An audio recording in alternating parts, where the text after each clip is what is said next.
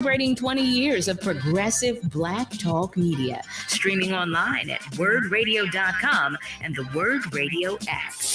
The views and opinions expressed by the guests, listeners, and hosts of any program on Word Radio do not necessarily reflect those of the ownership, management, or advertisers of this station. I'm simply saying that life finds a way. All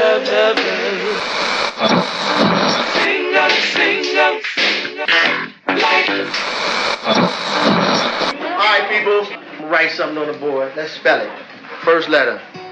L O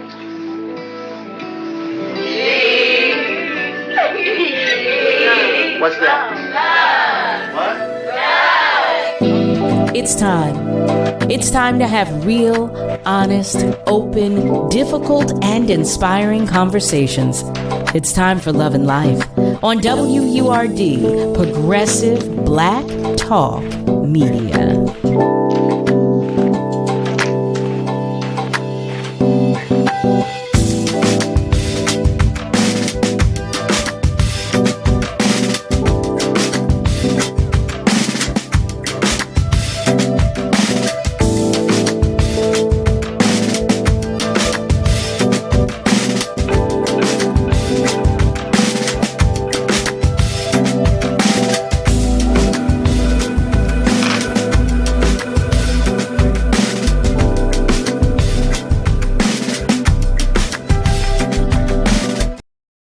Well, hello there, family. Hello, and welcome to Love and Life with yours truly, Carol Riddick, right here on WURD, Progressive Black Talk Media, on air and online at wordradio.com. Happy hump day to you. Happy Wednesday. Here we are in the middle of the week. How you making out? How's it going so far? Is it good? Is it? I don't know. Let me know. Happy to have you join us, though. We're always grateful to spend some time with you, Nick and I. We always are. So, family, yesterday, I didn't take the time to check in with you because I was trying to make sure we had an adequate amount of time for our tune-up because it was on Tuesday. But today, I want to know how you're doing, how you're feeling, how you're making out. And if you're new to the show, what I like to do as we get started, I like to do a little check-in or a roll call, if you will.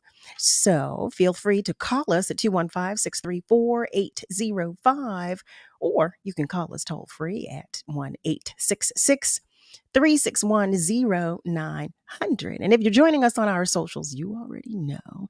You can just send us a hello from there. And to those of you who are simply listening, hi. Hey, you.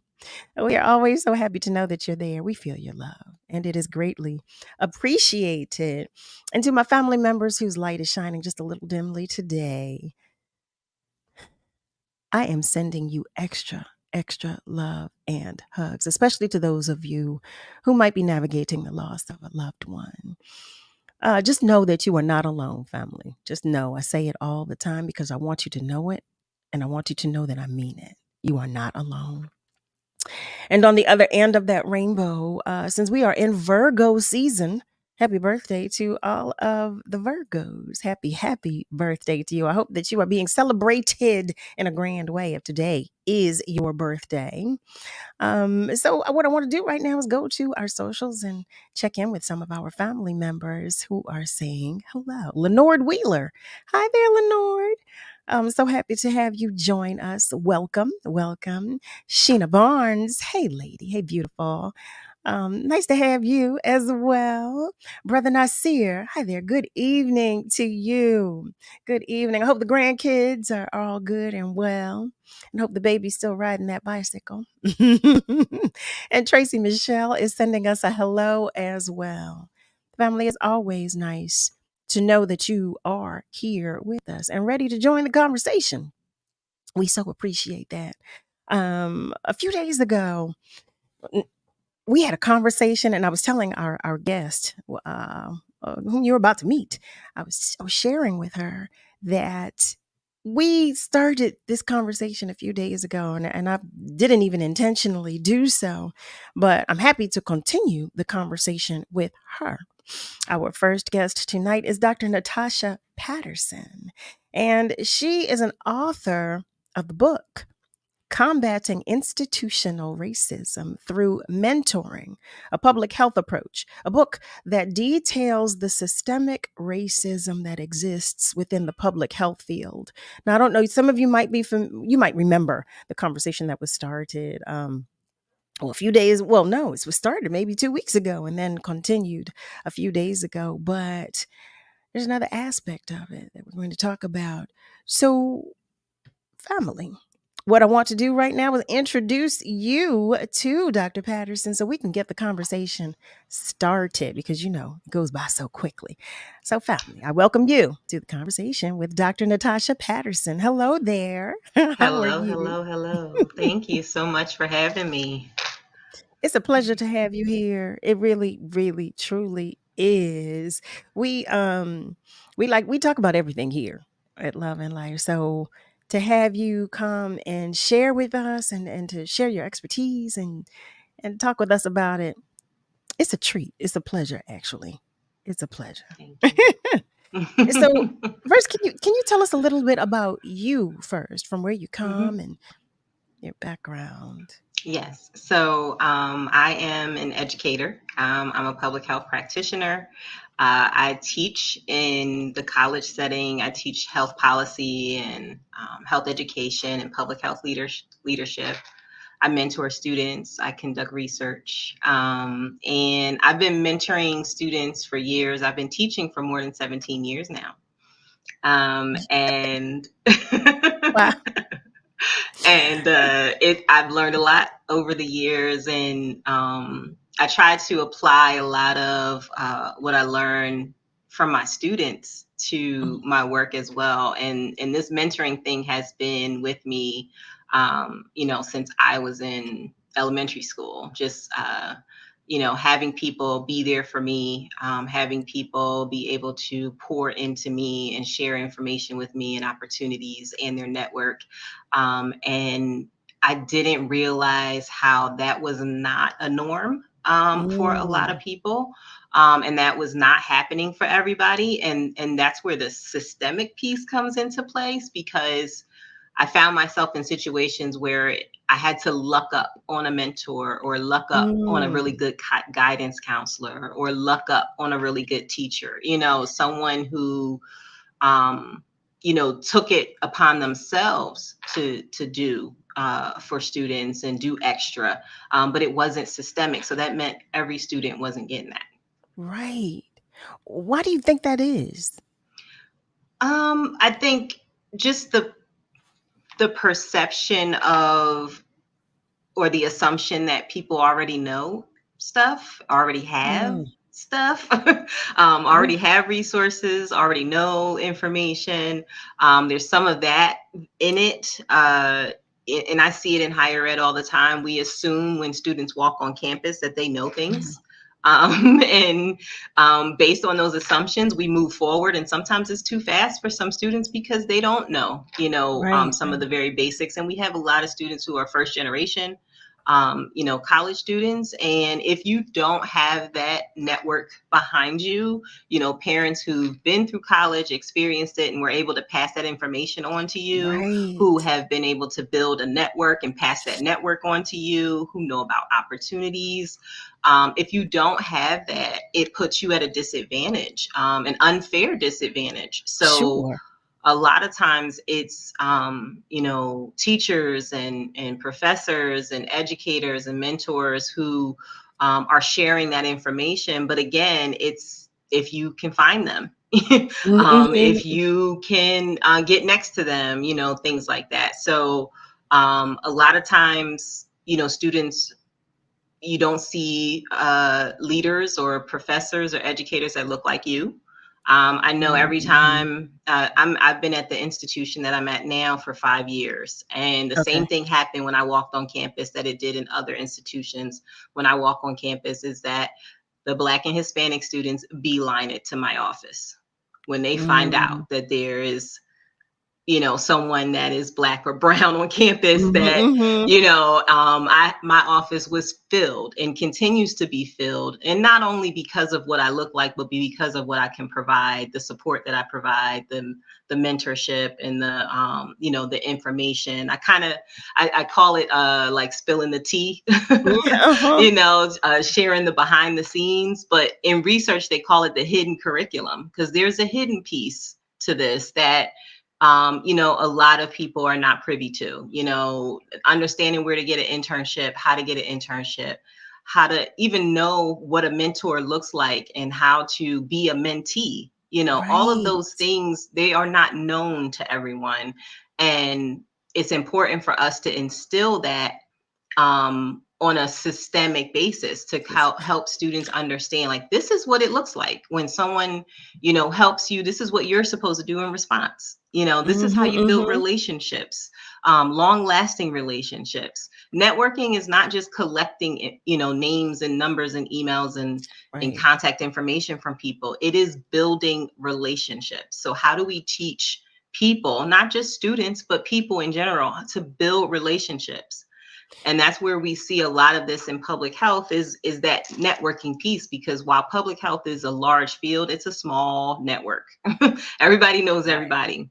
And if you don't know the right people, it is possible that you will not get the right internship, know what opportunities are out there, where they are, make the Sure. connections. I will have to say, like, 90% of the jobs I've gotten has been because I knew somebody. Oh, wow. Yeah, it's Wow. probably one job I applied for cold, like, where I went online and applied online, and Right. one. I'm Every other job I've had has been with a mentor. immense. Somebody told me they know somebody, or they did a connection with me, or they shared a contact with me, or something. It was never cold.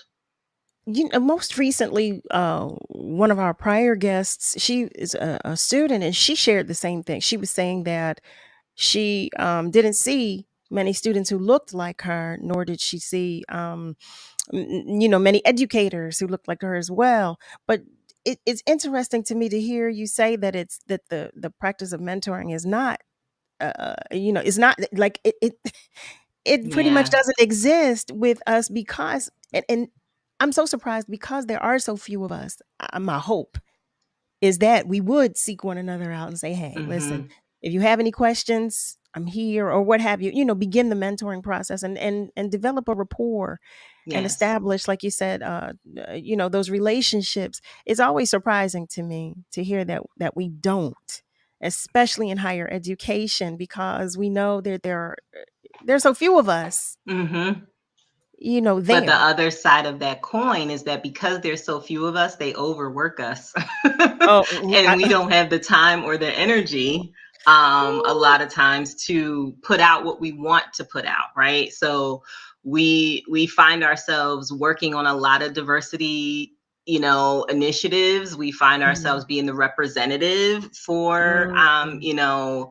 for us, and having to speak on behalf or advocate on behalf of us. So that's extra work that we have on top of, that is in addition to what everybody else is doing. We're doing extra, right? This So you have that. The double side to that is, when there is so few of us, we want to do more, but we don't have the capacity to do more. Right.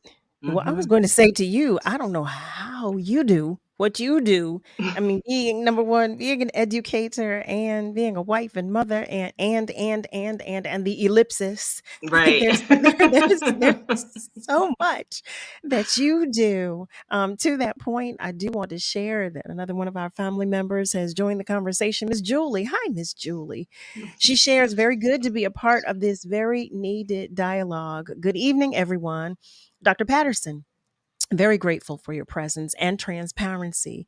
My concern is that there isn't even a 3% agenda established, delegated specifically in college or specialty schools that provide the forum for national crisis, specifically in research of both Hmm. progress and to decline of Black and Brown test results.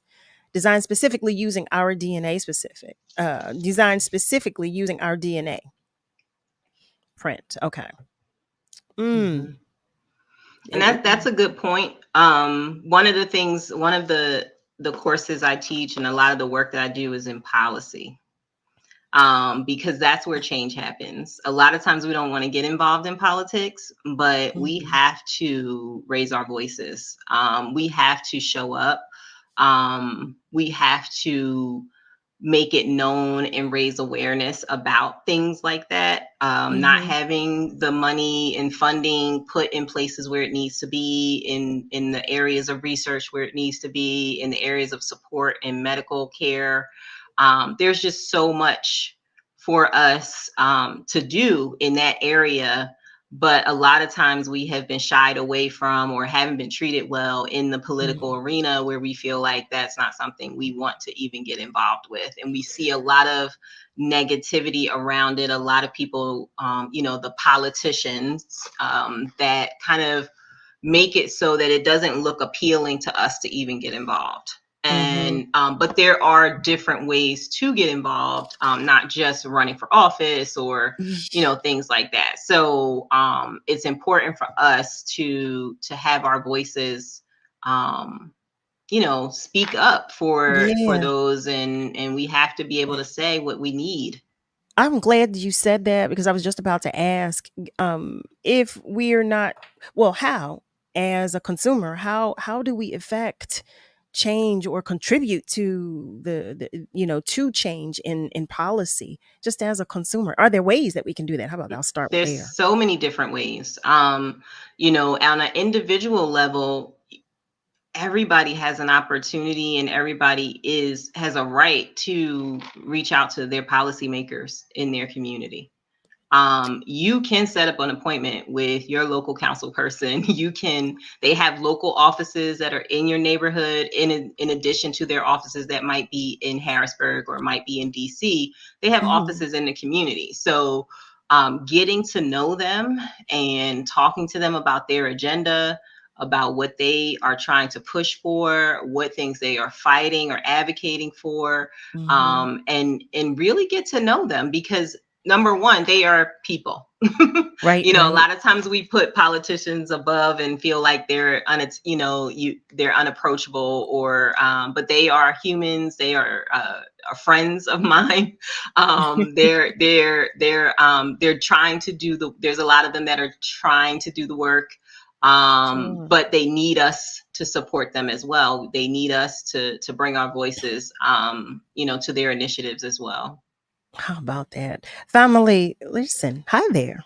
Hello. If you have just joined us, you are tuned in to Love and Life with yours truly, Carol Riddick, right here on WURD, Progressive Black Talk Media, on air and online at wordradio.com. We are talking with Dr. NATASHA Patterson, and she is here to talk with us about a lot of things, but we started talking about her book, and then we kind of scooted on over to policy, because I was asking her about the many things, because she does so many things. But family, I'm inviting you to the conversation. I do want to let you know the name of her book, though. We're going to get into that when we come back from our commercial break. But her book is titled Combating Institutional Racism Through Mentoring, a Public Health Approach, a book that details the systemic racism that exists within the public health field. And for those of you who might remember, we started talking about this just a little bit. We kind of broached the subject a little,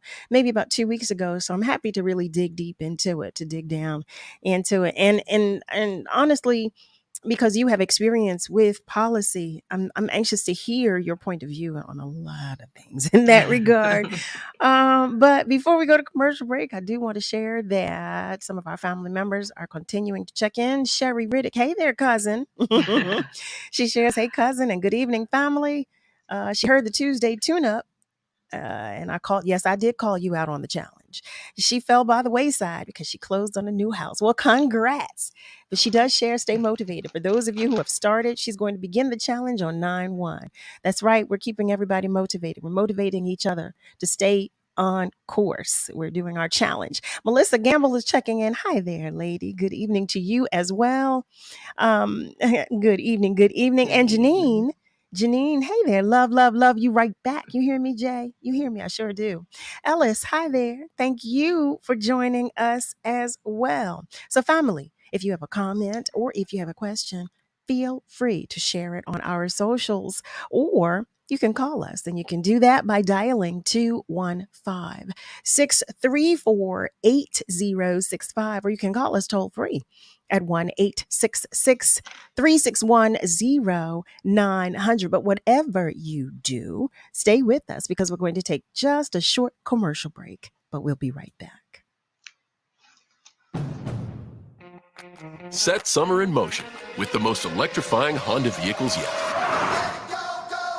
Like the CR-V and Accord, with available hybrid powertrains designed to deliver more thrilling performance and more innovative tech. Summer's here. Make every adventure more electrifying with Honda, the most awarded brand in Car and Driver 10 Best history.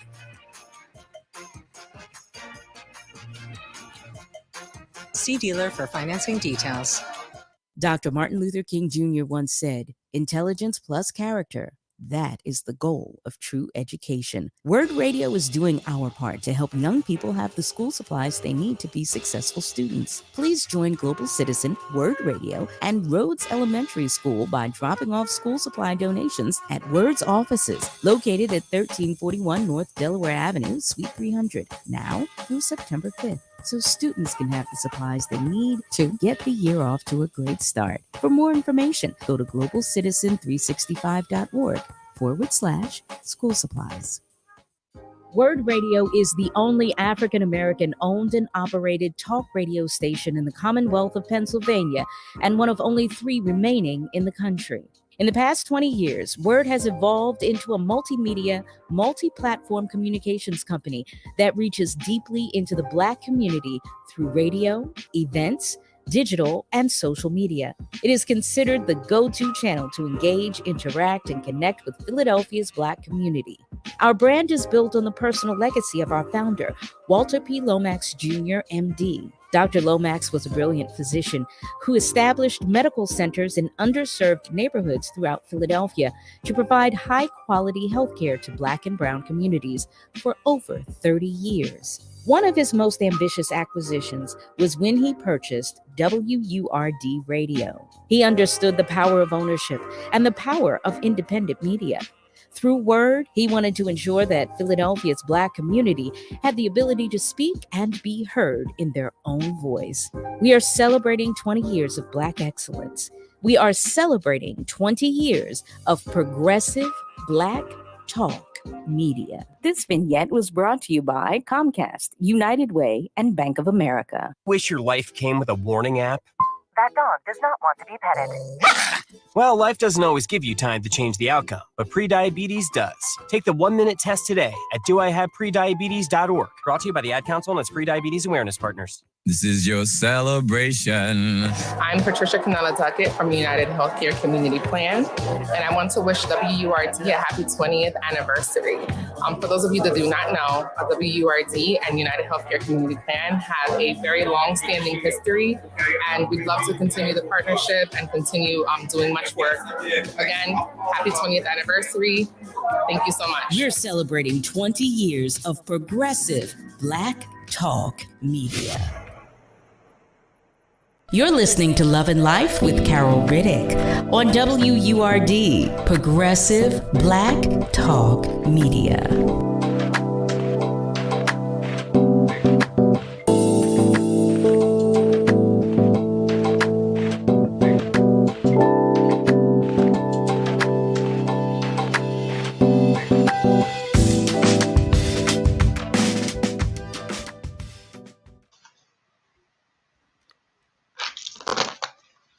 Well, hello there, family. Welcome back. You are tuned in to Love and Life with yours truly, Carol Riddick, right here on WURD, Progressive Black Talk Media.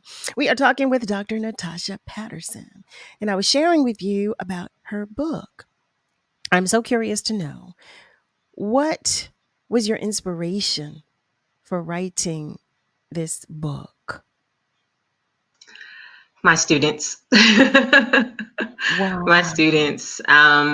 Just noticing the ways that they find challenges in navigating the system and trying to get into their professions, and the different ways that we talk about the things that they don't know, right? A lot of the things that they didn't know about fellowships or grants, or just funding their education, that part of it, going to graduate school, what does that look like? Even if a lot of it is confidence and trying to instill in them that they can do what they set out to do, and encouragement.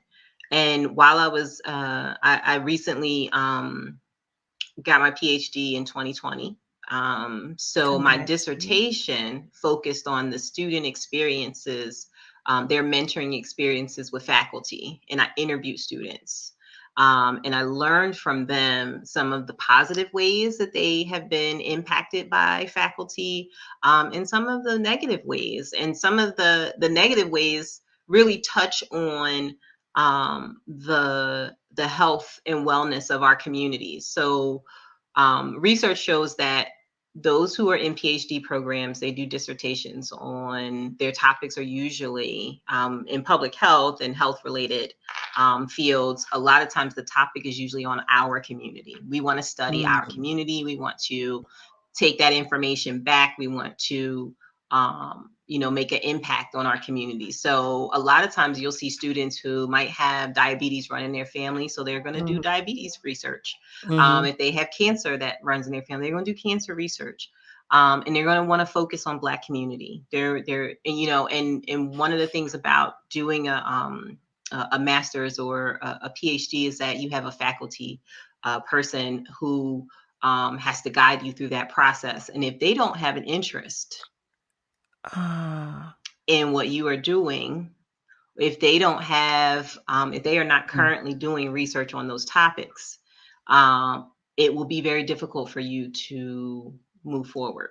And some of the people I've interviewed said that they had to change their topic to what their faculty person was working on, because they were a research assistant for them, and they needed to get the funds to pay for their education. So as a research assistant, they have to work on their research.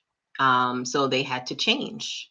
They may have gone in, thinking that they were going to be doing research on a specific population, a specific topic, and then learning that they had to switch it because that person, and it's crazy because when I went through my dissertation process, I actually had a faculty member did not like my topic, refused to read my paper. I had to put in a request, a formal request to change her from being my chair for because she didn't like the words minority. She didn't like the words like health disparities. She didn't like, she kept picking at those particular words, which led me to, my thoughts about what was her barrier and her challenge with my paper. So I had to take steps to make a change. And so it was crazy to interview students for my dissertation, hear their stories about what they're going through, and then have to go through it myself at the same time. So I know firsthand how that can happen, from my own experience and from the experience of those who I interviewed. I also interviewed some really great faculty. I had them talk about what are the ways that they support students and what were some of the ways that they were successful in mentoring students and giving those lessons as well. So I didn't want to focus on the negative. I did want to highlight that there are lots of people who are out there. It's just a matter of finding them and getting linked up with them and getting the right support. I'm glad you said that, because we try to do that here too. I mean, like I said, we talk about everything, but it's so easy to focus on the negative, but we do try to be fair and inclusive. So we do Right. share that as well. So Right. thank you for that. One of our family members has been waiting to talk with us on our phone lines. Hello, and thank you for calling. Are you still there by any chance? Yes, I'm here. Hi, Cal. Hi, Much health Ron. and strength. Much health and strength, Cal. Doctor, let me share this with you. You may not know it. Cal is a mentor. She mentors to the least of these. In her career, out of all her career, she takes time out to talk to the children, the little children that may be going something coming out of their homes, giving them inspiration for that divineness that's in them, acknowledge the divineness in Cal. She does it quite frequently. And That's because beautiful. of it, they would never forget her. And the reason I identify with her, if I knew anything about Cal, but by me being extremely intuitive, when I heard her speak, I got connected to her. That sensitivity with the elders, the ones that may not be on her level, went to the institutions of indoctrination, the way she treats them and talk to them, not taking them down to a lower level. And the reason I'm saying what I am saying, I never told her this yet. I said to her one time, somebody made a statement on the radio in reference that was totally out of order. What Cal did, she did not feed into that person comment, and she broke it down to another level and went on past that. And ever since that, when she makes reference to a particular information, she makes it very, very sure that she have an inclusion to bring that information to people that may not have been to the schools like other people. What a wonderful person, ma'am. And what I'm saying here tonight, with all the education that people have and what Cal have, and I know people think, well, you always talk about Cal. Yes, I've been around a long while, and I was one of those children. And when I heard her voice, it brought me back to my childhood. My childhood played a very big part, and she seduced me with that kindness, that politeness, that sincereness, and I always think very highly of her as a beautiful female human being with much compassion. That's why when I went into the church, the people know me and let me go. Because she cared for some other person that was man that went through a metamorphosis, I put her on the program. A kind word to be an inspiration. May she ever be blessed with that education and the music she has. Never left South Philadelphia. It's not your geographic. It is the content of your character. Thank you, God, for having Cal to be with us. And may you give her the gift of health and strength. Thank you very much. Thank you. That was beautiful. Ron, thank you so much for that. Thank you very, very much for just sharing love always and for your positivity. It is so greatly appreciated. And I'm overwhelmed. So thank you. Thank you very, very much. I do want to share Miss Julie is sharing with us, but she's looked up the information about your book, Dr. Patterson. She is sharing with our family members. Your book was published on December 15th of 2022, and it can be purchased at villagebooks.com. You see that? That's Miss Julie. That's Miss Julie. That's Miss Julie. Thank you. She also shares that. So I'm getting myself together. She shares we actually need to formulate a textbook of words that indicate racial profiling in the higher education classroom, such as we just heard from Dr. Patterson. NATASHA dissertation originally rejected for using these words, health disparity.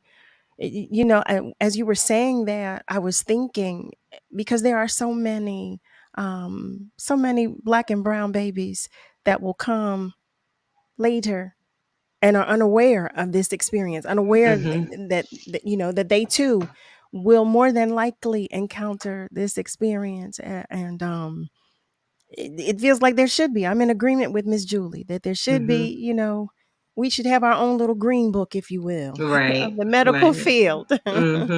We should have that. We definitely should. and it's interesting it's more interesting to me because the more I talk with those of you who are in the field, I'm learning so much about the depth of racism that exists. I mean, it runs deeply, and I had no idea.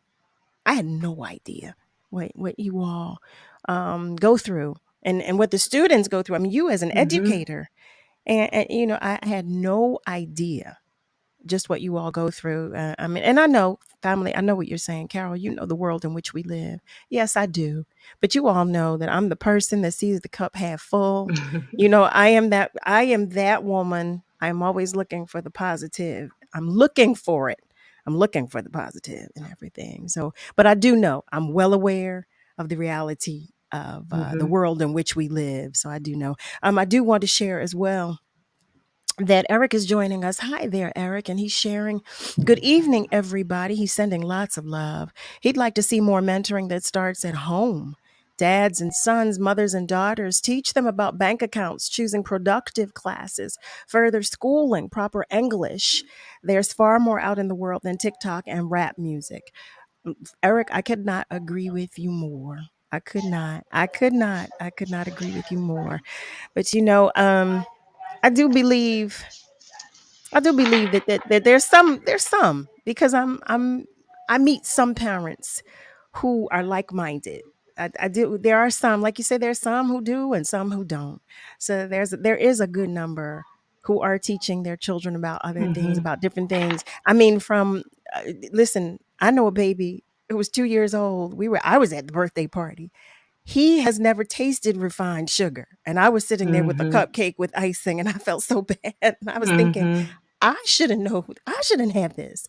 But his parents, were teaching him how to eat properly, amongst other things. But I'm just an example I was sharing because I wanted to share with you that there are some of us who are out here who are trying, who are trying. But you're absolutely right. There is a good number of us who are not. And I'm in agreement with you because I see what's out here on social media. But Dr. Patterson, I want to go back to you talking about your book. Now, when we talk about the students coming to campus and then you say that some people don't know that the students need to be mentored because you feel like, okay, well, I think they know. But it feels to me like it should be expected, that they don't. Right. Because of Right. number one, Yeah. because of the world in Right. which we live. Yeah. And Exactly. Yeah. And because we have different schools with different resources, right? We have some students have been exposed very early on to a lot of the different information that could help them, and some students have not. So we should be leveling the playing field as soon as they get there, right? And this is the time of year, a lot of people, you see them sending their kids off to college. Everybody's, posting on social media their moving pics and things like that, their new room and their new roommates. And, and some of it, it touches me because, I know the other side of that when they get there, right? Is when they step into the classroom, who are they going to see? Are they going to be prepared to perhaps advocate for themselves if they need to later on? I've had students who have mental health challenges and need to navigate that space and that world of finding resources on campus and finding and getting teachers and professors that actually will have some understanding, right? And be able to accommodate them if they need to. So even those situations, they may not know. They don't know who to go to, and there's a quote in my book. I quote Dr. Baranda Montgomery in Maryland, the University of Maryland, who is a botanist. So she studies plants, right? But she talks about the plant and the human. So she talks about how we don't take a plant and put it next to the water and think that the plant is going to get what it needs. but we'll take students, put them on campus and put services there, but never take them there, never, make them aware that they exist. Right. So we have to be purposeful. We can't just say we have this on campus. We have mental health services on campus. We have, we can say we have it, but how are we ensuring that the students will be able to use it, that they will feel comfortable when they get there? Do they feel like they're welcome? All of these different questions come up around this that I have about, a lot of these services. And, a lot of schools will boast about the services that they have, but the students are not using it. The students are not going there. They're not showing up. They're not reaching out, so the question becomes why. And we can't always blame the student, like, oh, they should know this is available and they should go. But, what are we doing to ensure that they have everything that they need, that they have all the supports that they need? I know I bring all of them to my class. Like, I will bring the psychiatrist to my class. I will bring the, and say, hey, make them familiar with that person. Bring the person who runs the food pantry to the class, because there are food pantries on campus where students can get food if they don't have it, if they don't have the funds, if they don't have, the resources. There are some schools, a lot of schools now have food pantries, but a lot of people don't know that they have food pantries. Oh, Dr. Patterson, I'm going to interrupt you for just a moment. Family, it's time for us to take a break. Y'all know how I get. I get so I just get so wrapped in the conversation and then I lose track of time. But it is time for us to take a break. But know that the phone lines are open and feel free to continue to comment on our socials. We're going to take just a short break, but we'll be right back. Join Global Philadelphia for the World Heritage City Celebration on September 7th at 6 p.m. as we honor Mayor Michael Nutter with a Globee Award for Distinguished Leadership. Philadelphia, a World Heritage City, celebrates Solidarity Day of World Heritage Cities every year at the Crystal Tea Room, a National Historic Landmark. For more information and tickets, visit www.globalphiladelphia.org. This Labor Day, we celebrate the people putting in the work to uplift our community. Tune in to WURD Radio on Monday, September 4th from 7 a.m. until 10 p.m. and hear the Community Impact Award recipients share their life's journey and groove to the playlist that represents the soundtrack to their lives. Feel inspired by the life lessons of Mika Johnson, CEO of All Black Everything Pop-Up, Dr. Delana Wardlaw, and Dr. Elena McDonald of the Twin Sister Docs, Jasmine A. Smith, founder of Icon Sports League, and our very own Troy Wilmore, technical production manager, radio show producer, and remote broadcast engineer. Also, tune in for the encore broadcast of the 2021 Community Impact Award winners, Theater in the X. That's the Putting in the Work Labor Day special, Monday, September 4th from 7 a.m. until 10 p.m. only on WURD, Progressive Black Talk Media. This message is for Karina, our mom who finished her high school diploma at age 28. Hi, Mom. It's Emmettith and Nicholas. Congratulations on getting your diploma. You worked so hard and have taught us so much. We love you. When you graduate, they graduate. Finish your high school diploma for you and for them. Visit finishyourdiploma.org to find free and supportive adult education centers near you. Brought to you by the Dollar General Literacy Foundation and the Ad Council.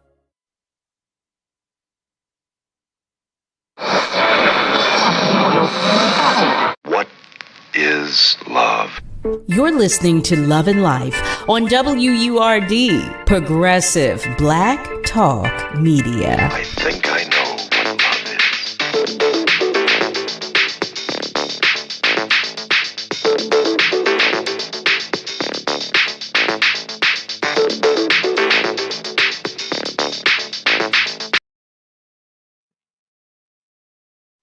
Hey there, family. Welcome back. You're tuned in to Love and Life with yours truly, Carol Riddick. Before we move further, I want to start off by going to our phone lines. I believe another one of our family members is waiting to join the conversation. Hello, and thank you for calling.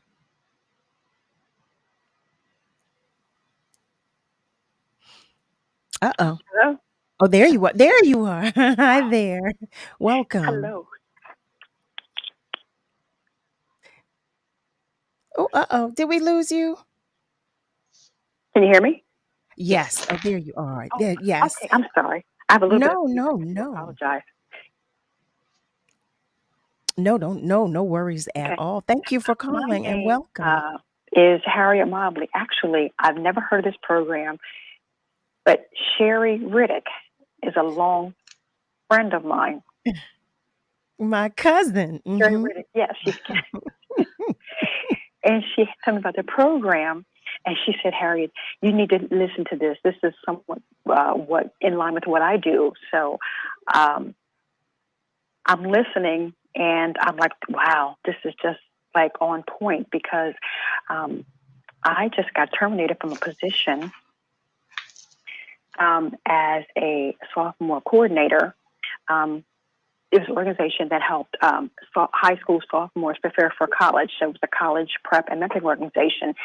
And there is so much that's needed for these students. And we had a strong minority population, and trying to bring in resources, and they just didn't get it. The staff just didn't get it. RED just really did not connect anything dealing with diversity and inclusion. You know, it really did not support. So it was really challenging trying to be, knowing where these students are coming from, knowing where they're going, and knowing what they need. So I'm getting my master's in higher ed. I graduate, thank you, Jesus, next May. Oh, God bless you. So I'm trying to decide where I'm going with it after that. But I just had to call in and say, wow, this is like so much down my lane, Dr. Patterson. So I'm really enjoying, I'm enjoying your words of wisdom. Thank you. I can imagine, that experience of trying to provide the supports and it not aligning with what the institution or the organization is trying to do. And I'm really sorry that has been your experience. I'm hoping for better opportunities for you. Hopefully, other doors will open, especially after you graduate in May. So don't lose heart. It's par for the course. And hopefully, there have been some lessons in that experience that it will take you, to the next experience. And hopefully, the students will get who they need in that position as well to try to get the supports that they need. It's unfortunate that they had to lose you in the process. I feel the same way. I cannot imagine. You're there and you, it's almost like having your hands tied, because you're there and there's nothing that you can do. And there's this, but you're thinking, I'm in this organization, this institution that should have resources and should be able. And I can't imagine. I can't thank you enough as well for calling and sharing that, because like I said, this is a whole education for me, talking with you all and learning, learning about the challenges that you all continuously face, because it doesn't sound to me like it's getting any better. It just sounds to me like this is what it is. And that's hurtful. Thank you so much. I will be back. I will be visiting again. Thank you, Sherry. I know she's listening somewhere out there in radio land. Thank you so much. You. Thank you. And I too wish you all the best and congratulations in advance for May. Congratulations, because I know that's a road.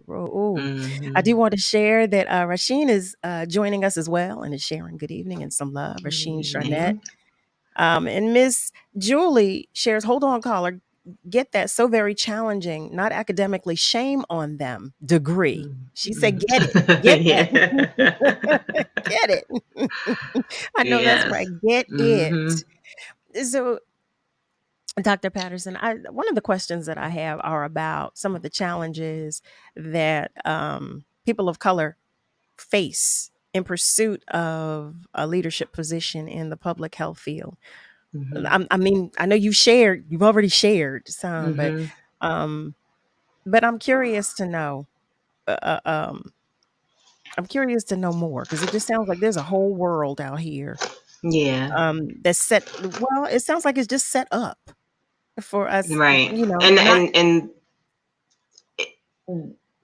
if we could acknowledge that and work to dismantle that, we could make more progress. But because we have so many instances where there's many initiatives against even acknowledging that there is a system that is set up not for us, right? So if we don't acknowledge it, we're constantly trying to work around the system and try to find the loopholes and the different ways that we can still help, still support, still mentor, even though we know that this system is smack dab in the middle of our experience. And we're constantly trying to work around it and have these different programs and initiatives and grant funding and all this other stuff, instead of just saying, hey, this needs to be destroyed. We need to start all over. Right. So we're not at that place. And I mentioned that in my book, like, we're not at a place where folks are ready to actually do the work that it takes to really make the change. So what do we do in the meantime? And that's kind of where we are right now, realistically, is what do we do in the meantime? So we use our time, talent, efforts, knowledge, network, to support, to mentor, to share information, to connect people to those who can help. And in that pipeline issue, it starts in elementary school. The pipeline starts in elementary school. It starts with the lack of exposure that children have to the vast amounts of opportunity that they could take into in life. And that includes things that are not always college, right? So just all the different ways that they can explore. There's all of these different pathways that they are exposed to that are very limiting. So when we look at elementary schools and we talk to kids and we say, what do you want to be when you grow up? And they constantly only hear certain jobs all the time. They're not being exposed. If they don't meet people in these positions, if they don't go to different events and, engage in different experiences, they're constantly thinking, oh, this is my only option. And that's disheartening and limiting for them. So it starts there, and we have to look at exposure. We have to look at experiences and, partnerships, collaborations with organizations that are out trying to do this work, trying to expose children to different things like STEM programs and stuff like that. We need to have students know that they have options. And options are changing, jobs are changing, the way a job looks now, job security is changing.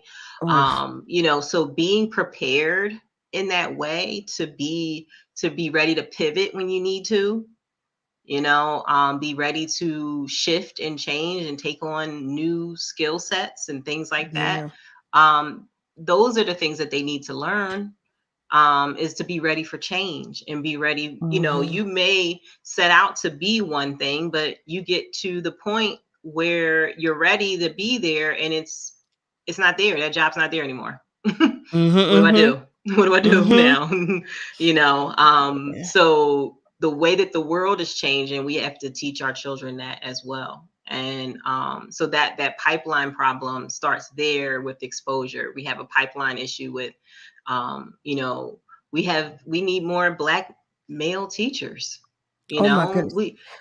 That right there. But that starts early. If I'm not treated well in the third grade, in the fourth grade, in the fifth grade, in education, why would I want to go and do this work?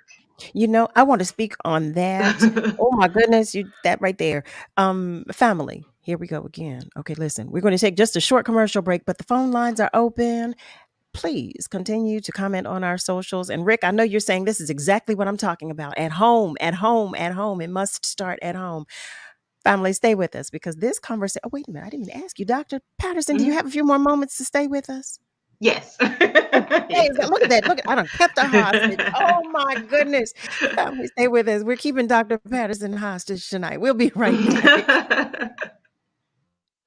For more than a decade, Comcast has been committed to bridging the digital divide in Philadelphia and across the country. From connecting people to the internet to opening doors for the next generation of innovators, entrepreneurs, and storytellers, they are helping to create a future that benefits generations to come. Now, Comcast is expanding their efforts through Project Up, their comprehensive initiative to help build a future of unlimited possibilities. Backed by a $1 billion commitment to reach tens of millions of people over the next decade, Comcast is working to ensure all Philadelphians have the skills, resources, and opportunities they need to participate and excel in an increasingly digital world. This includes partnering with community experts to build a network of digital navigators, trusted individuals who help build awareness around initiatives like the government's Affordable Connectivity Program and teach critical digital skills to get more people online. Project Up, building a future of unlimited possibilities. Learn more at comcast.com/Project Up. Through Project Up, Comcast is committing $1 billion to build a future of unlimited possibilities. What are you waiting for? If you've been enjoying the information and interviews WURD provides every day or come out to our community events, it might be time to become a member. This year marks the 20th anniversary of WURD, and there's no better time to join the forward movement. Sign up or renew your sustaining membership at just $90 or your digital membership for just $5 a month. Join online at wordradio.com/membership or pick up the phone and give us a call at 215-425-7875. Press 4 for assistance. The time to join is now. What am I waiting for? When you take a walk around your neighborhood and notice all the things that make it feel like home, one thing might be a little harder to notice because somewhere tucked in that neat row of houses is hunger. Over 30 million Americans don't know where their next meal is coming from. Together, we can provide 1 billion meals by 2030 because everyone should be welcome at the table. Learn more at nourishingneighbors.com from Acme Markets, Balducci's, and King's Foundations. Let's break the cycle of hunger together. What is lost when a home is denied, when equality is cast aside, when it discriminates against you because you're LGBTQ or because of your race or the obstacles you face, deny you a lender because of your gender? Housing discrimination has no place in our nation. Don't let housing discrimination stop you. If you believe you've been denied a home because of your race, color, religion, national origin, familial status, disability, or sex, including gender identity and sexual orientation, go to HUD.gov/fair housing. Everyone has a right to fair housing. Celebrating 20 years of progressive Black talk media. We're bringing joy and power to the people. This is WURD 900 AM and 96.1 FM, Philadelphia. Streaming online at WURDradio.com and the WURD Radio app.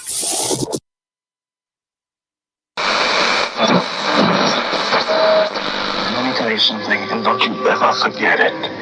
Success is nothing without someone you love to share it with.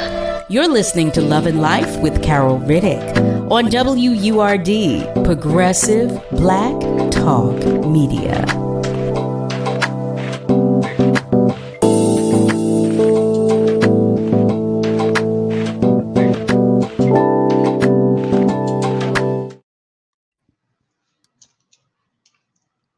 Well, hello there, family. Welcome back. Welcome to the top of the second hour of Love and Life with yours truly, Carol Riddick, right here on WURD WURD, Progressive Black Talk Media, on air and online at wordradio.com. We are talking with Dr. Natasha Patterson. And if you are just joining us, you missed a lot. Do you hear me? Dr. Patterson, I'm going to tell you who she is, just in case you don't know. She is the author of the book, Combating Institutional Racism Through Mentoring, a Public Health Approach, which is a book that details the systemic racism that exists within the public health field. Now, in addition to that, in addition to being an author, she's a wife, mom. I said earlier, I was jokingly saying the ellipsis, but I mean it when I say it because she does so much. But she's here talking with us not only about the book, but talking about policy. We're talking about the pipeline. Before the break, she made a comment about the need for more Black male teachers, more male teachers, but specifically more Black male teachers. I'm in full agreement with that. But I will say there was I had an experience in a school at which I was working, and this was a few years ago. This wasn't one of the more recent schools with which I work, but one of the schools with which I was working a few years ago, and one of our babies had he had a slight mental health challenge. But he liked coming to the class in which I worked. We combined music and dance. And when he would get a little too excited, we would take a moment and we would go to the corner and we would sing a little song, and and he would calm down. He would get himself together, and and then he would say, okay, Miss Carol, I'm ready. And and quite honestly, he learned the whole routine we taught him. He excelled. He was the star. He was going to be the star in our performance. And this one day it was the week of the performance. At the end of the week, we were going to perform. Stay with me, family, because I'm going around the block to get to the corner, but for a reason. But this teacher, just to give you history on the student himself, but this teacher, it was a Black male teacher. I came in and I was looking for him, and he said, "Oh no, he's not coming back. I had him kicked out." And I asked, "Well, why? What happened?" Well, he had an episode. The baby had an episode, but he didn't take the time with him that was necessary to get him to a place. And I'm not just saying that because he was a Black male. I'm saying that because there are a lot of teachers, there are a lot of educators who don't do that. So when you were talking about students with mental health challenges, I think specifically of that incident, but I work with a few students who have challenges, and I still do. But that particular incident, it hurt me so deeply because he was looking forward to it, and because I was made aware of his home situation was challenging enough. Right. So, when we talk about teachers, period, and I'm an educator, I'm teaching music, so it's a lot different. But we as adults, we need to do some work first. The empathy and the compassion, it's missing from the training, right? Yes. And we have specific training that I'm seeing more of, the trauma-informed training for educators, and things like that, to really recognize, like you mentioned, the child's home, what challenges they were facing at home. So having that understanding, and just to backtrack a little bit, I did say, like, with respect to Black male teachers, growing up and being mistreated by teachers can really turn you off from the education system as a whole, and make you just want to push through, if that, graduate and not look back, right? But sometimes there are those who feel like, because I was mistreated, I'm going to make sure that this doesn't happen to anybody else, and I'm going to put myself in position to be able to be in that role so that I can be what I needed at the time. right? So it can happen both ways, where it could totally turn a kid off, from it, or it could drive them and motivate them to be educators. A lot of our educators are educators because of some experience they may have had when they were younger, whether it be positive or negative. Maybe they had a great teacher and they want to be a great teacher. But again, that's exposure, and to have students be motivated by other educators and want to be that and see someone they look up to and all of that. So that's so important at that age. I was going to say that, and to family, I share that because I'm asking for us as adults to do better. But those of us, just to take a moment, to whatever it is, in whatever profession in which you work, just to be a little more patient with yourself, but to also be a little more patient with others, because you never know. You just don't know. You never know. But it brought to mind when you were talking about that, because we're talking about a system that's already set up, against us. But when we're working with one another in this system, we need to be a little more gentle with each other. Yes. So I wanted, so thank you for that, Dr. Patterson. Thank you. But I want to take a moment, because we had a caller who has asked for me to pass along 2 questions for you. The first question is mentorship just a luxury for the Black elite? So that's funny. I was just having a conversation about this, and I saw something on TikTok, because somebody mentioned TikTok. TikTok is educational, y'all. It's not just dance. Okay. No, you're right. No, they listen. So there was a student on TikTok at a HBCU, and they were talking about how they felt that even though they were at a HBCU and they were a Black student, they still felt a disconnect from those who had resources that they didn't have, and not just financial resources, but resources in the fact that their parents knew people. Right. So I understand that question, and that, is that something that is a luxury? Not necessarily. It's a matter of knowing what to look for when it comes to mentoring. Sometimes it's not formal, but I've had students come to me and say, could you be my mentor? I've had students reach out to me that were not my students, went to a whole different school, but saw me on LinkedIn, sent me a message and said, I have, I just graduated, or I'm a freshman and I'm working on a project, or I'm looking for an internship, and do you know anything? And then from there, it kind of snowballed into we just keep checking in on each other. And, I post about some things that I'm doing. They comment on it, share some stuff that they're doing. And it's like a back and forth. And then by the time, I reach back out to this person, I've never met them in person, talked to them on the phone once, but most of our communication have been in my inbox on LinkedIn, and they now work for a health department. Oh, wow. And so the conversation it's about who to look for and what to look for in a mentor. A mentor is going to share information, opportunity, and network. And it's not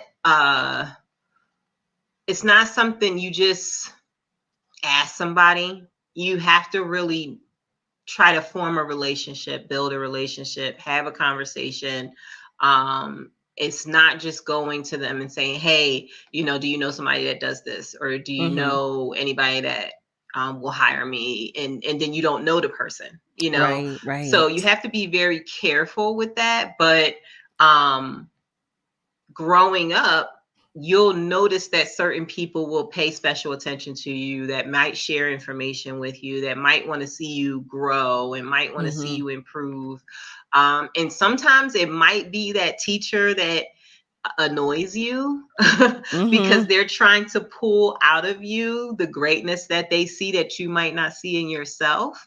Sure. And you're like, why is Miss So-and-so always trying to get me to go to this place or, sign up for this program or, things like that. It's because they probably see something in you and they want you to be exposed and share information with you. But to you, it looks like they're in your business and they're annoying you, So it's a matter of recognizing when someone is trying to pour into you, is trying to Right. support you, and they share information with you, and they might share it every now and again just to kind of see if you're open to it. And then if you shut them down, then they're probably gonna stop. So it's just about recognizing, who could potentially be someone that you could align yourself with. And then there's mentoring programs. So a lot of schools now have mentoring programs. There's a lot of partnerships with organizations that do mentoring and things like that. I'm a member of a few organizations. I'll shout out my my coalition sisters, the National Coalition of 100 Black Women, Pennsylvania chapter. We do mentoring and tutoring, and we have STEM programs and things like that. I'm also a member of the National Association of University Women, where we also do mentoring and raise money for scholarships. Both organizations provide scholarships to students at different levels of their educational career. So, even aligning yourself with an organization that has this, this opportunity for your children or for you. So it doesn't have to be, it probably looks on face value like it is more of an elite thing or something that is out of reach, but it really isn't. There's a lot going on in the community. And we try to raise as much awareness as possible and share a lot of information, but sometimes it gets missed, and I understand that. But there are a lot of opportunities for mentorship at different levels of your life. Okay. And the second question, I'm going to actually add to this question, because the question is, how many types of mentors should we line up for our children? But the question I'm going to add is, should we, in your opinion, is it wise to have mentors for our children? Yes. So one of the things, mentorship helps with bringing in another, like a village member. When you talk about it takes a village to raise a child, that's part of your village. The teachers should be a part of your village, the community leaders, of course, family members, friends. So really scaffolding your child with great people around them who's going to pour into them. So yes, I will say, having some sort of mentor for your child, somebody who you think they could get information from, that they think they might look up to, a positive person who's doing great things in their life and demonstrating integrity and characteristics that you want your child to have. And you may find mentors in coaches, sports coaches, teachers, community people who live in your community.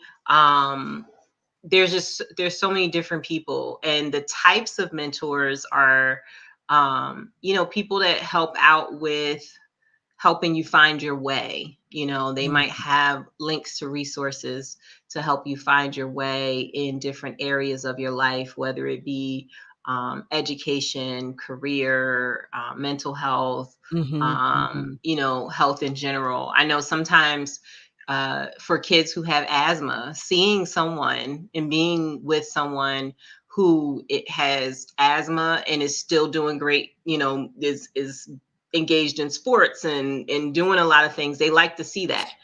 So having someone that they look up to, that they see is doing what they want to do, and letting them be exposed to that person on a regular basis could be a benefit to children. Thank you for your responses. Caller, I sure do hope that you received the answers that you were seeking. I've taken, I haven't taken any time to go back to our socials. So I'm looking at our socials, and Miss Harriet, who called us. Hi there, Miss Harriet. Thank you for joining us on our socials. She's sharing that She is really enjoying this topic. She agrees that elementary school is not too soon. Exposure is everything. And she also shares amen for African American male teachers. Miss Julie is sharing, Carol, bravo for your baby. Yeah, you know, my babies. Completing the school semester. I've come to a conclusion that there are folk that have a uniformity disorder. If the imperfections are not flawless, they want the problem removed. I pray on it. I'm telling you, I Yeah. pray on it every day, all day. I'm praying for us all. So I want you to know that I am not perfect, as you know. But I want you to know that I know that I'm not. So I'm praying for us all. I'll just tell you that.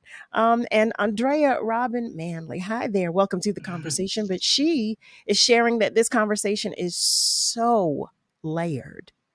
I hope we all leave more inspired to find more ways to step up and mentor a young person. It is so necessary. It is. It is. Oh my goodness. It really is. Dr. Patterson has said it. I'm saying it. Miss Andrea is saying it. It's so true. It's so true. And Miss Julie also shares, she follows up by saying, thank goodness the majority percentage of Black and brown teachers and mentors did not have a uniformity perfection disorder. I praise God for that. I tell you that. I praise God for that because so many of them helped me along the way. So many. I mean, I had a supervisor at my job. All of my teachers. As a matter of fact, it was just until a few years ago, I used to go to dinner. We used to go to dinner once a month. Me and my grade school teachers, but but that's how much I love my teachers. Okay. Yeah. And how much I appreciated them because they all poured into me in a different way.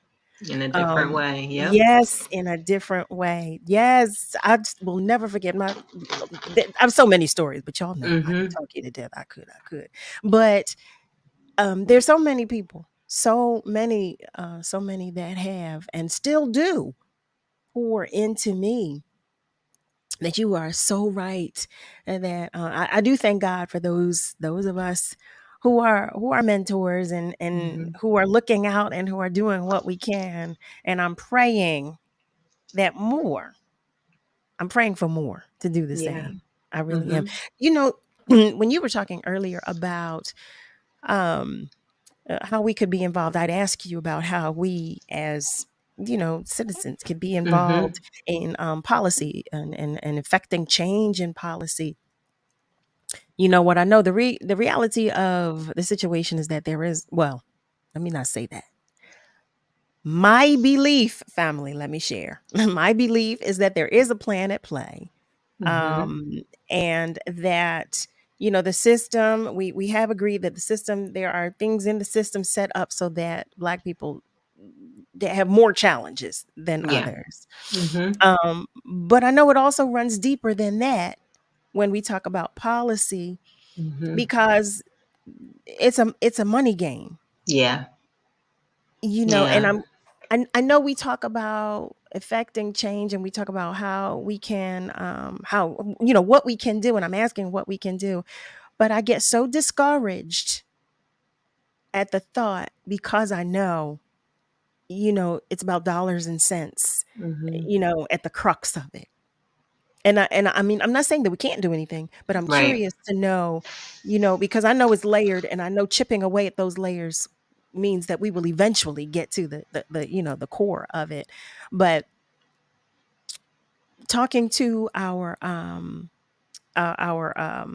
suggestions that you made earlier, and in my mind, I don't know why it's escaping me right now, but what else can we do as citizens who are being affected by the policy that is in place now? What other steps do you and don't misunderstand me, because I don't look, I'm already holding you hostage. I don't want Dr. Patterson to say that this woman should ask me. I don't write policy though. I So no. know. And it could be very intimidating, right? I think, what was it, last semester, I took two of my students to see we went to the state house while they were making decisions about certain policies. So I think, and a lot of times it is open to the public. So we were able to sit kind of up in the, like on the mezzanine level of the building, and we were looking down at the policymakers as they voted for and against these different policies. And what my students learned is that a lot of stuff happens before they get to the floor. Because when they were on the floor, it was more of a, are you for or against? Do you vote yes or no? So they voted in such a quick fashion. There was no discussion about them. So that means the discussion happened before that, right? So that's where we need to be, is when the discussions are happening.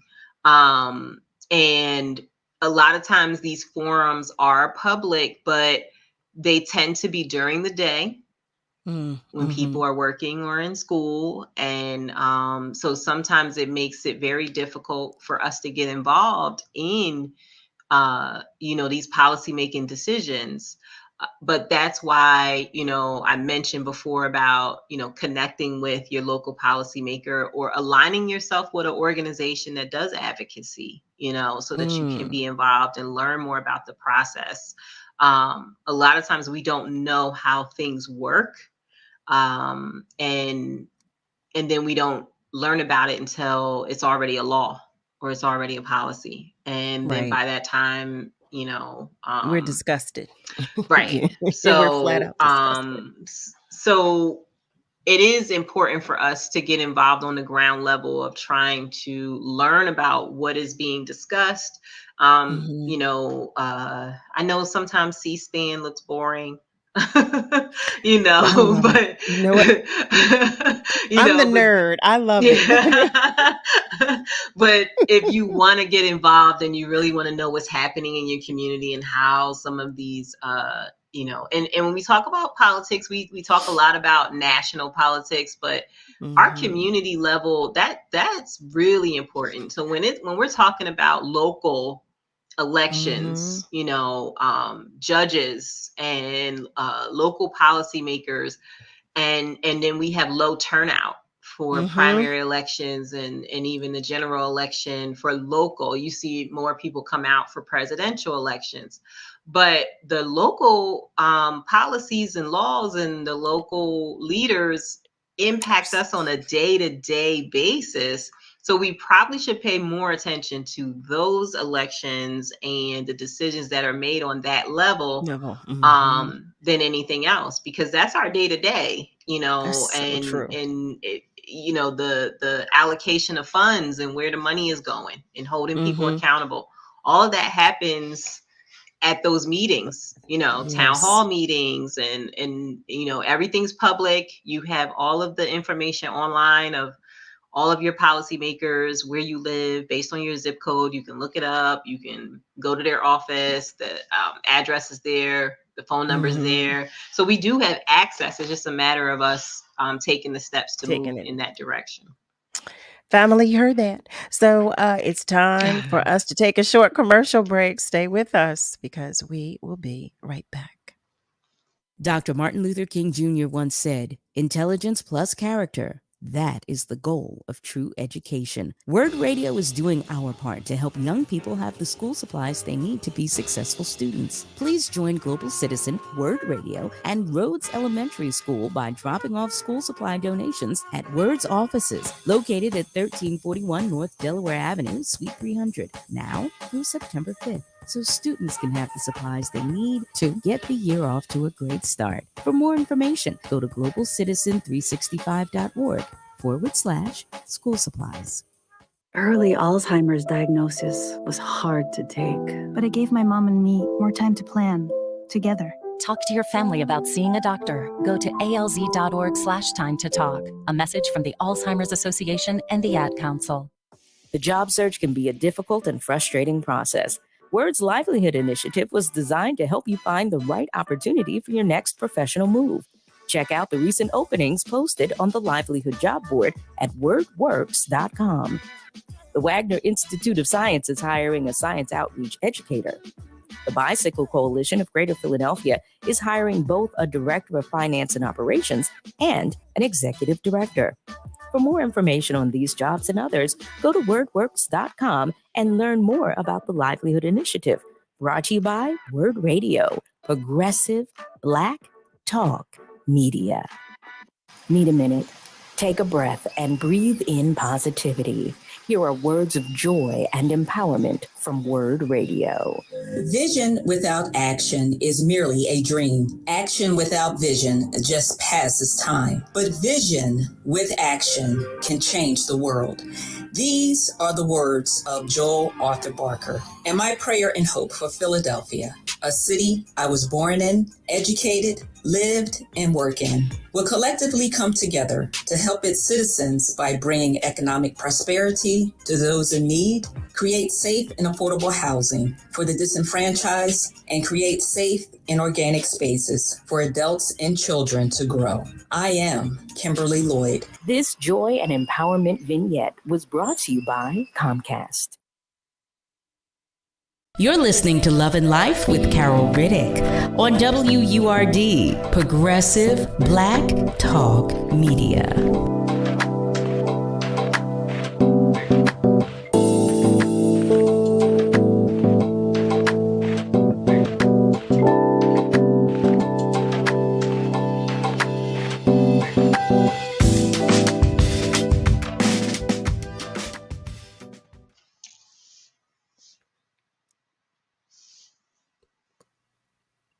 Well, hello there, hello there, hello there, family. What's happening to my visual? There we are. What happened? Where did I go? Hey there, family. Welcome back. Or you should be saying that to me. Welcome back. We are all tuned in to Love and Life with yours truly, Carol Riddick. For those of you who are listening, yeah, my visual just disappeared. It said good night. That's what it said. And I overstand, okay? Because I'm feeling that. I'm feeling every bit of it. But we've been holding Dr. Patterson hostage. Well, I have. I know. Y'all are saying, we don't have anything to do with that. I have been holding Dr. Patterson hostage. So I'm going to ask her one last question about the pipeline, and then we're going to let her go, okay? So I'm curious to know what your opinion is about, some ways that we can address the pipeline issue. And that's the last question I have for you. Okay. So when we talk about the pipeline, we're talking about getting students from here to there into the profession, into leadership positions. And I keep thinking about, is it Miss Julie? Yes. Mentioning uniformity, right? So there's this, there's kind of this way that people are discriminated against for being different. So sometimes when they apply for jobs or they look for opportunities, because they don't look a certain way, because their hair is a certain way, because they dress a certain way, because they speak a certain way, they are weeded out. Because for people that are applying with, online with a resume, being discriminated by your name, by your location, by your institution that you went to school to, school with.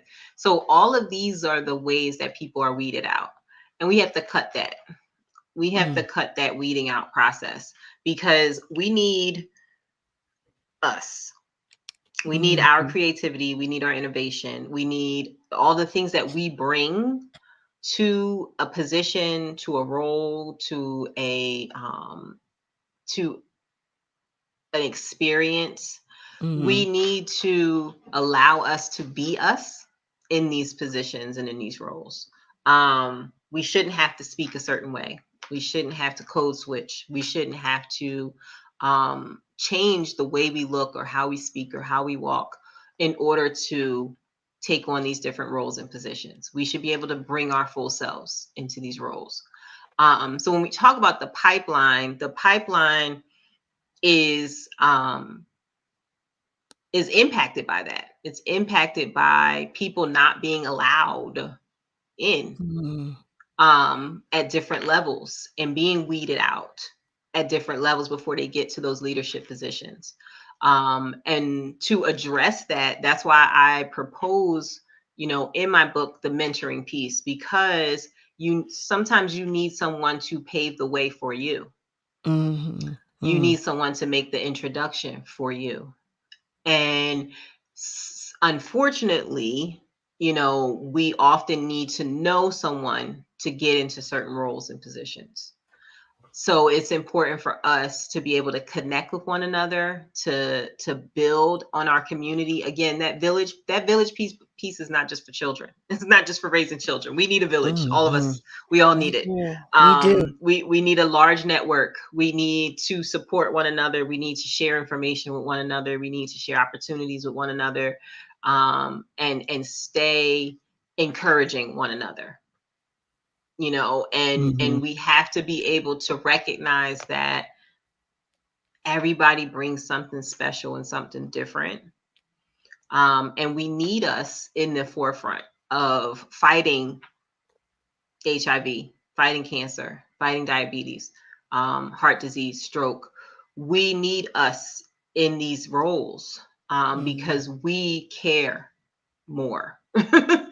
We need to see us in these roles. We need to stop having to celebrate the first. I'm so tired of celebrating the first this and that with us. The first Black this and the first Black that. It's an accolade, but at the same time, it's like, why are we still in 2023 celebrating a first Black this? So that's a good question. Oh, that's a good question. We should all be there. We should, be able to have access to the training, the education, the information, the networks, to be able to be put in these positions and get the experience that we need so that we can move forward and move up and eventually land into these in these leadership positions. But if we are constantly being weeded out at different levels, and a lot of times we're weeded out because we just don't know. We don't know the language.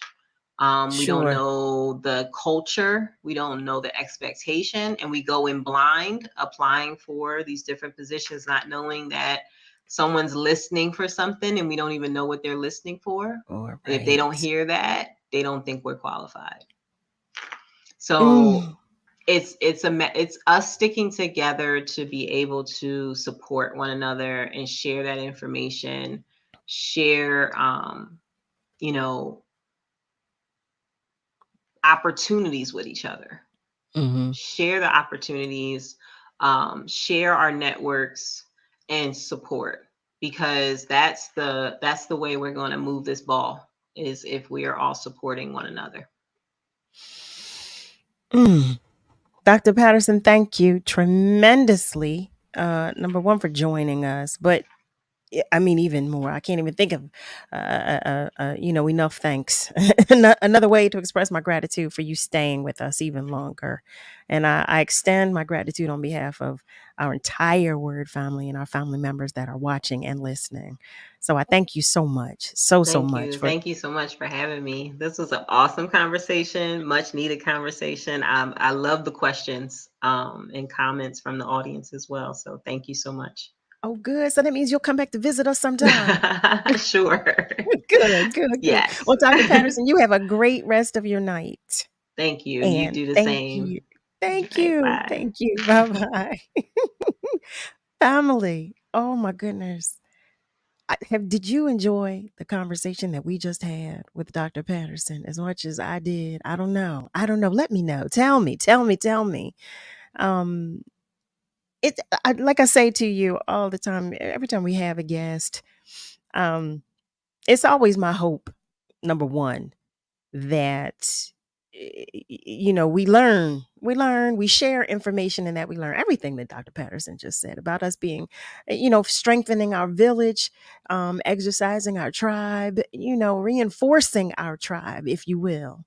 Yeah, reinforcing our tribe. Y'all know, y'all hear me all the time because I love us, but I so believe in us. I believe in us, and I'm not going to stop. I'm not going to stop. I tell you every single night that I love you. You hear me say it every single night because I do. Because I do. I mean that with every fiber of my being. And because I had so many that have poured into me, that are pouring into me, that continue to do so.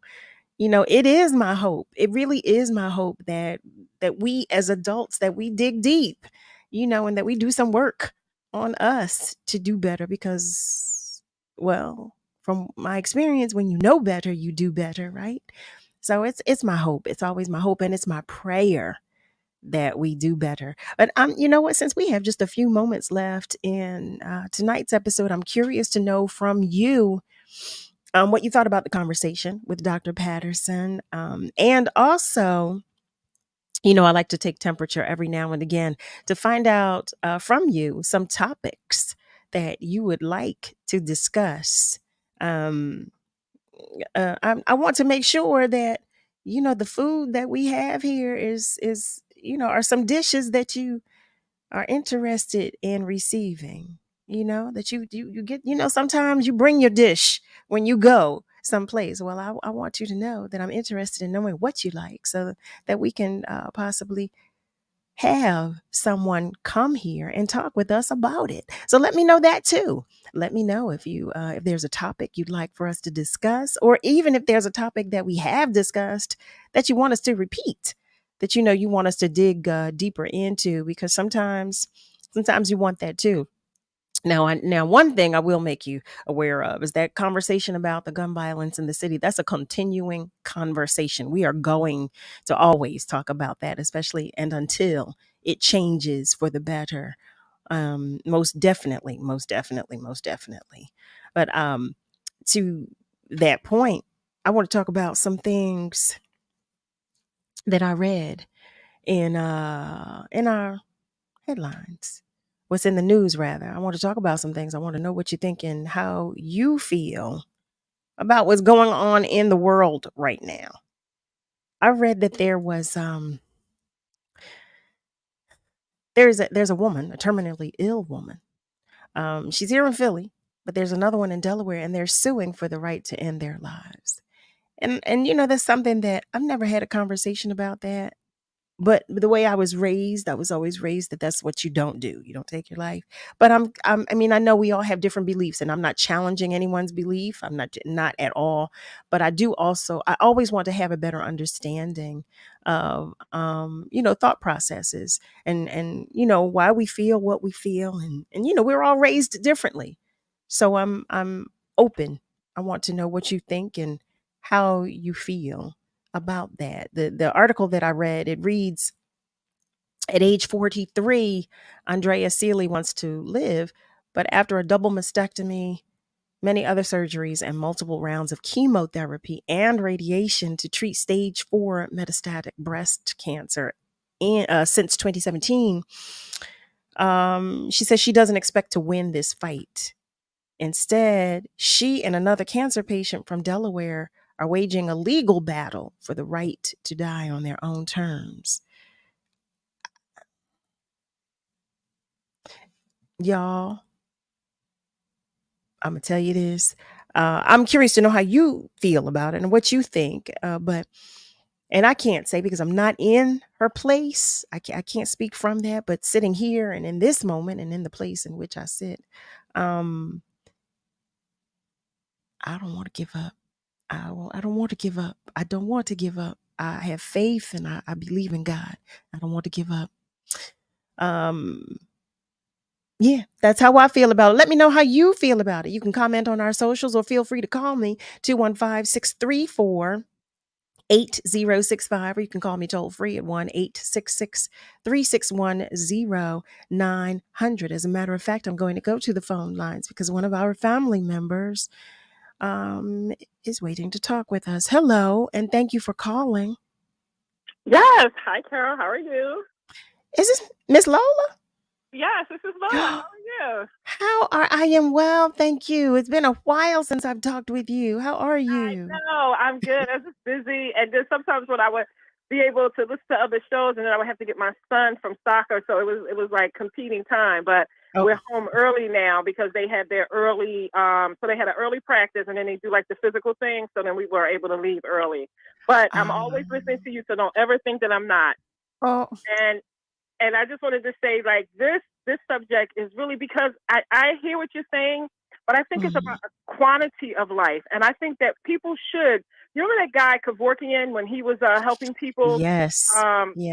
you know, choose the time that they wanted to die. Now, I wasn't raised that way either. My faith, I wasn't raised that way, but I think that people should have the right. I'm not talking about just somebody who's saying I'm just going to give up, or, you know, somebody who might be suicidal. Because a lot of times when people do these decisions, I saw his whole documentary and I've seen some other things on POV on channel 12, where people have painstakingly take these things to heart. Like, they have been through everything. They're suffering.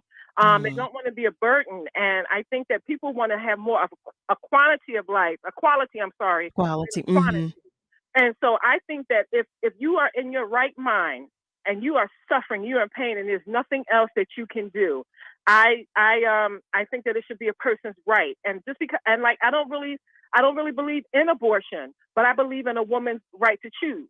So just because I don't want to have one, I'm not going to condemn, or even if a friend or whatever, I'm going to help you if that's what you want to do for yourself.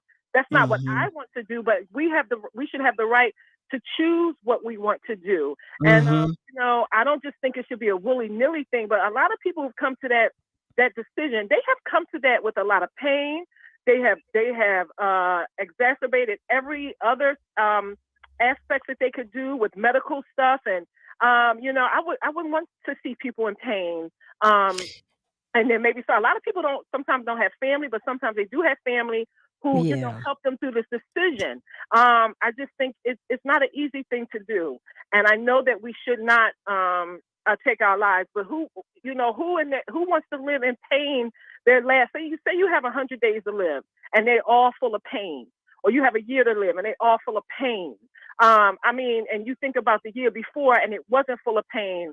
Would you want to live like that? I mean, I just, for me, I wouldn't, because it's just like, you see people. I mean, when my mom was sick, and you would go see people, they would be in like excruciating pain.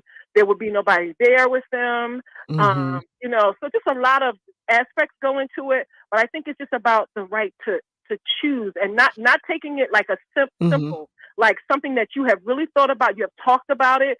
There, you know, maybe your medical records are saying, you know, this is it. We've exhausted all that chemo, or whatever it is. I'm just saying, not just, you know, the C word, but whatever else it could be. And this is what I've come to.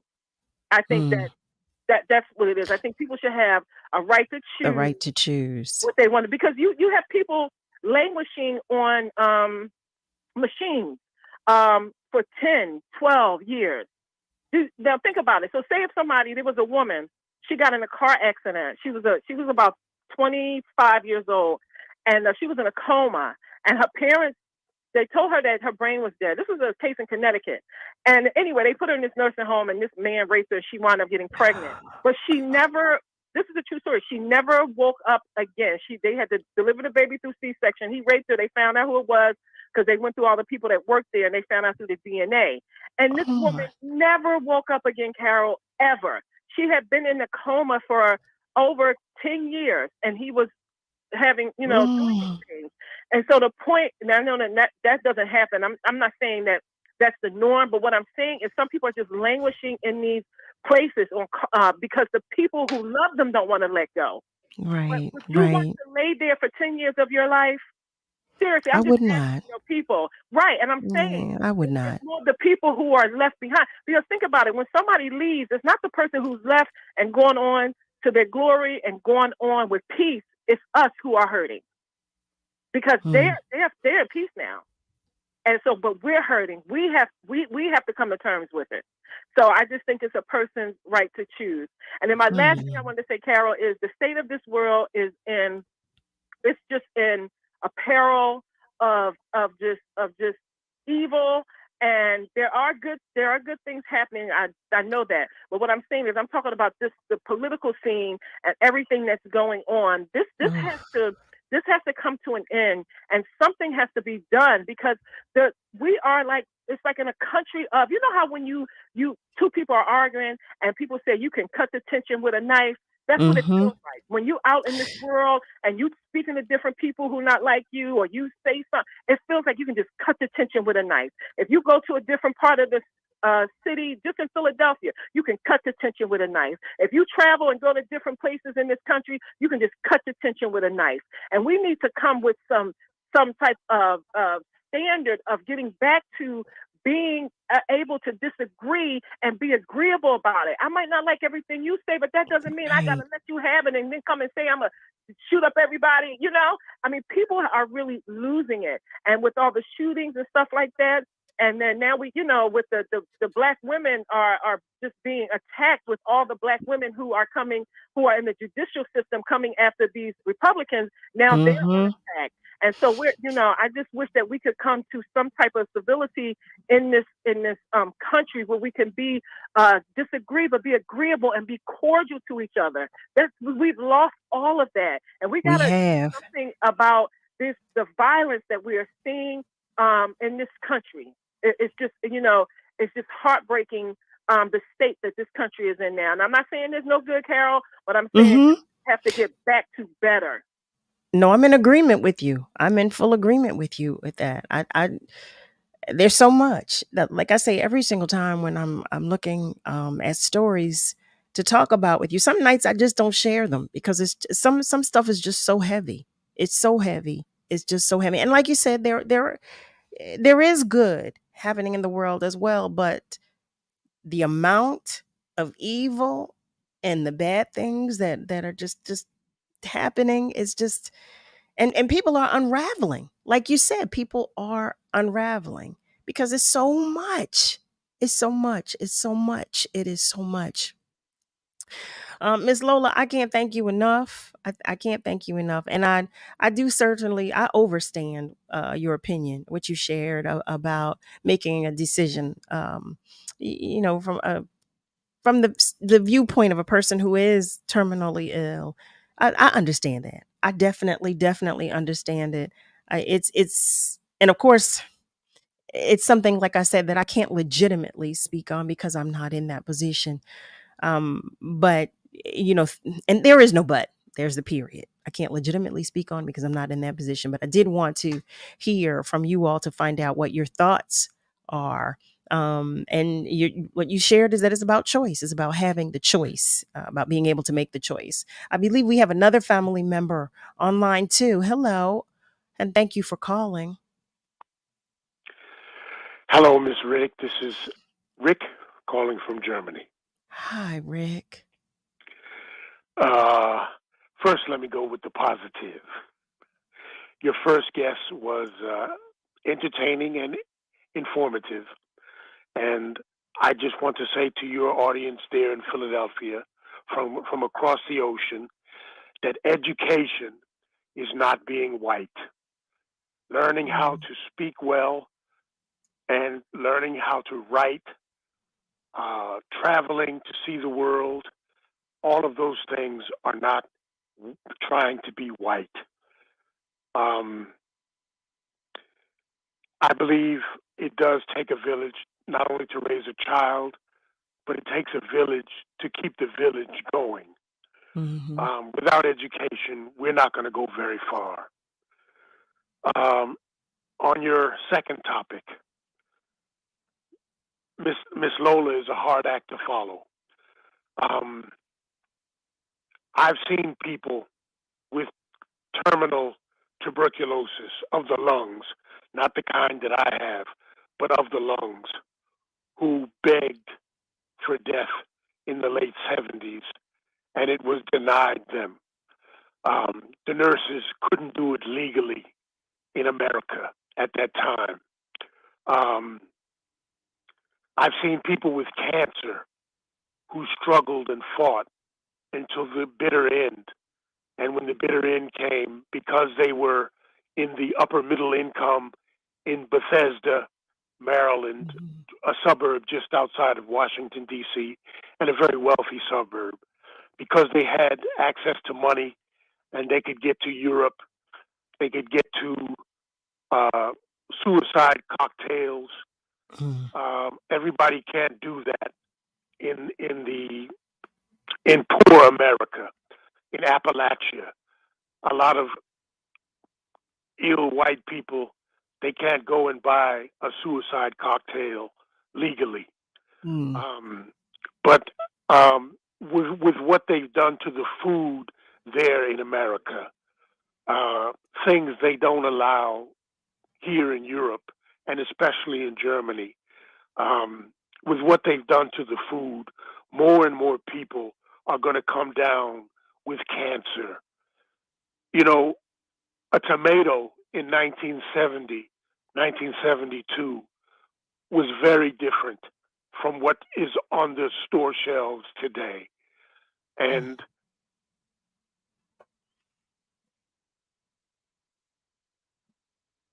Rick, did we lose you? It seems as if we've lost connection. But I am in agreement with that. The food is different nowadays. We are aware. We do know. We all do know. Family, if you have just joined us, you're tuned in to Love and Life with Carol Riddick on WURD, Progressive Black Talk Media, on air and online at wordradio.com.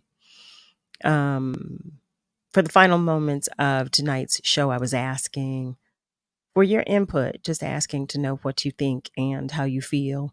I'm curious to know of topics you would like for me to discuss, or would like for us to discuss, because, you know, I welcome you all to the conversation always, and I will continue to do so because I think it's essential and it's necessary. I'm sorry that we lost Rick, because I always find his input educational and interesting. But I do thank you for calling.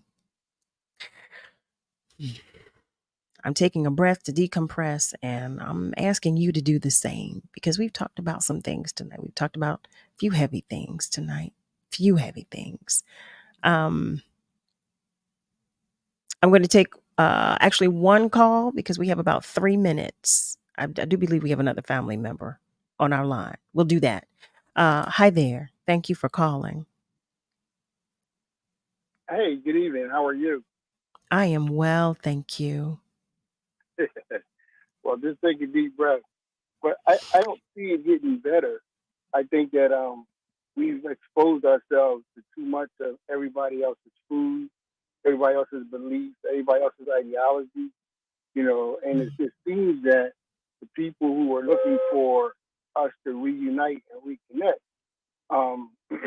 it's difficult, because only the established and the wealthy, not even the middle class anymore, only the established and the wealthy have the resources to separate themselves from what's going on. And if you don't have a passport and you don't own property in other places like Trinidad or Cambodia or somewhere where you can leave the United States when it gets worse, then we further become a casualty, because we bought into all of the stereotypes. We eat at the Chinese store on the corners, we eat at the Dominican stores, we play numbers. Our single moms take their kids at an early age to play football. Our seniors play the lottery. So there's a bunch of stuff we do, bad habits that we have, that almost feels as though if we didn't have these bad habits that service somebody else, that we would implode from internally. And so I applaud your show. I see the connection, and the divide is so huge that I think you have an uphill battle.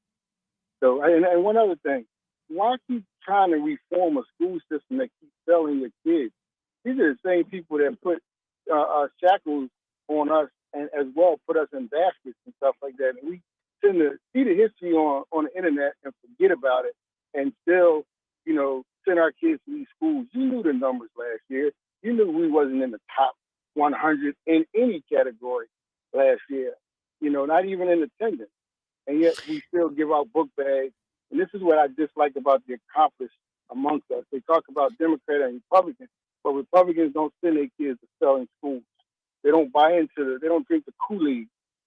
Democrats do. They vote like they life dependent on it, and yet every day they send their kids to these poor schools. Their life is dependent on these other people's lives are dependent on them sending your kids to these schools where they're not learning. Where do you suggest we send our baby? Oh, I'm sorry. I'm so sorry. I suggest you have the technology. If you don't have it, get it from China. You can go online and homeschool your own kids. You keep making us work. And this generation right here doesn't go to work. They drive Uber and live on their own terms and earn an income. But they don't go to work. We were forced. That's a valid point. Whether it was the plantation or the postal service or GE or those places right there. SEPTA done had 3 crashes this year or more in 1 year. We talked about that. Yeah, more than that. More than that. Right. From new employees, don't have the tenacity and zeal that the employees had some 20 years ago when there was a good job for them, where they got paid every week, where they was, they don't see the same way. You see these raggedy Amazon trucks that are driving streets. You see raggedy UPS trucks they were clean every night. There was a 100 walk around inspection on these trucks, and yet now, you used to have to pay $260 for a medallion on your taxis. Now you got Uber and Lyft, and these taxi drivers are all foreigners now. I mean, they got PhDs in these taxis, and they only drive them just to stay in the United States. So we have a lot of issues. We do have. I applaud your show. I think it's a yeoman's job to try to say, you know what, let's just love each other. But this ain't the 1970s anymore. We don't even have music that reflects that anymore. But I don't want to get away from it, though, Prince. I don't want to get away from it because I feel like we have really, really lost if we do. No, I don't. I'm walking down the street too, but no, wait. Oh my goodness. Well, you got to make sure we have to talk again tomorrow. We got to talk again tomorrow because I got to get ready to close the show. But okay. Thank you. Thank you so much. You too. Okay. Family, here we go. Praise God. Praise God, from whom all blessings flow. I definitely want to continue that conversation because he has some valid points. So thank you, Prince. Thank you, Rick. Thank you to all of our callers. Miss Lola, our caller who suggested the questions, Ron, Miss Harriet, everybody. Thank you to all of you who commented on our socials as well. I love you because I tell you every night, I'm going to say it again. I love you, but God loves you so much more. Do you hear me? Just remember that we're all in this together. So be good to you, but be good to those around you. Thank you to Niall. Thank you to Nick. Thank you to our guest, Dr. Patterson, for her time, energy, space, knowledge, attention, and her spirit. Family, have a great rest of your night. Be sure to join me. You know when and you know where. Right here on WURD, Progressive Black Talk Media. Have a good night, baby. Family. Do you hear me? Have a good night, family. I love you.